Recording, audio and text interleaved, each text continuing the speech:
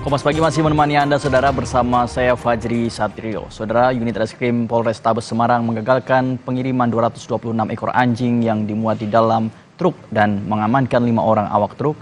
Ratusan anjing ini menurut rencana akan dibawa ke Solo untuk diambil dagingnya. 226 ekor anjing, bahkan surat-suratnya justru Berbekal informasi dari komunitas Animal Hope Shelter Indonesia, pada Minggu dini hari, unit Reskrim Polrestabes Semarang menghentikan sebuah truk di gerbang tol Kalikangkung, Semarang yang mengangkut 226 ekor anjing. Truk kemudian dibawa ke Polrestabes Semarang untuk dilakukan pemeriksaan. 5 orang kru truk langsung diamankan dan kini sedang diperiksa dimintai keterangan oleh petugas. Hasil penyelidikan sementara, ratusan ekor anjing ini dibawa dari Subang dengan tujuan Solo. Polisi masih mendalami sejumlah dokumen seperti surat jalan dari polisi dan surat keterangan sehat hewan yang diduga dipalsukan oleh awak truk.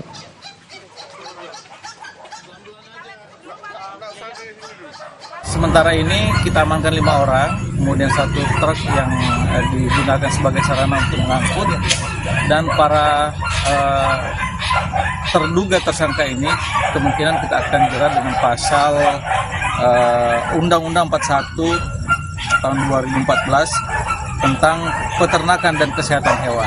Terakhir mereka ambil di pengepul yang ada di Sumedang. Dari Sumedang kemudian mereka berangkat untuk menuju ke Jawa Tengah.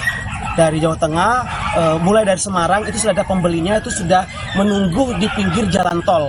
Jadi mereka dari truk, kenapa mereka ikat keempat kakinya dan mulutnya dan dimasukkan ke dalam karung supaya memudahkan mereka membuang dari truk yang tinggi ke atas pick up.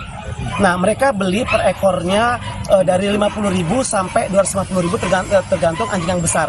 50.000. Nah, sampai di Solo Raya mereka jual ke pedagang-pedagang yang menjual yang menjual menu daging anjing ini seharga 38.000 per kilogram. Sekarang naik lagi jadi 40.000 per kilogram.